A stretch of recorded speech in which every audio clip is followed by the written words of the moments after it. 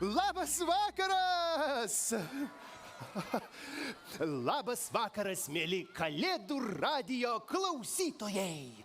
Su jumis tiesioginėme eteryje laida Norai ir svajonės. Ir laidos vedėjas aš, netvarkos nykštukas. Malonu, malonu.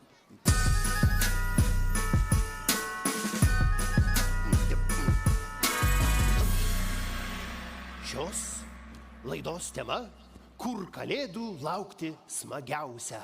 Ir nieko nelaukdamas noriu pristatyti pirmąjį svečią – Klaipėdos miesto merą Arvydą Vaitkų.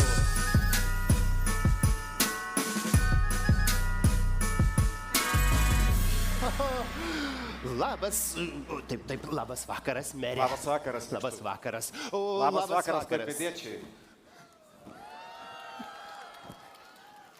Labas vakaras, šeimyna. Labas vakaras visom šeimynom. Na, iš tikrųjų, merė, artėja gražiausios metų šventės. Malonu tas šventės leisti kartu su visa šeima. O kur jūs patartumėt leisti Kalėdas? Kur laukti tų švenčių? Šie metai Klaipėdoje yra vaikų Kalėdų metai.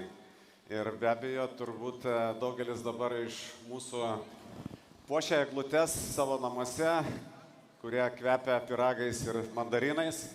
Bet tie klaipėdiečiai, kurie rado laiko ir noro išeiti į miestą, pasidžiaugti tikraisiais savo didžiaisiais namais, tai tikrai yra kur praeiti. Yra Turgaus gatvė puikiai papuošta, čia mes esame Kalėdiniai aikštėje, teatro aikštėje, Karlskronos aikštėje ir žinoma, kas pirmą kartą yra Klaipėdoje, tai Kakės Makės namai Danės skvere. Taip. Mano draugė Kakė Makė sakė, šiandien pasirūpins, kad dar labiau šviestų. Tarp kitko, prie mūsų vėliau irgi čia ateis prisijungs. Nežinau, ką mes su ją čia nuveiksime, dar gal kažką, gal kokių pramogų dar yra? Ledas. Kaip dėl šito ledo? Ar čia smagu leisti laiką? Manau, kad taip. Klaipėdiečiai pamėgo šią vietą ir šiais metais nekilo abejonių, kad ledas bus. Na, taigi, galima sakyti, kad Klaipėda yra miestas, kur galima tikrai smagiai leisti laiką, netgi galva gali apsisukti nuo tokios gausos, ar ne?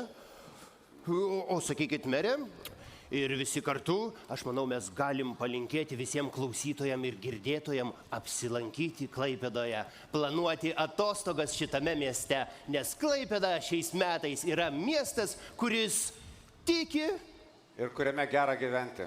Ir dar kuris tiki Kalėdomis ir švęsti. Taip.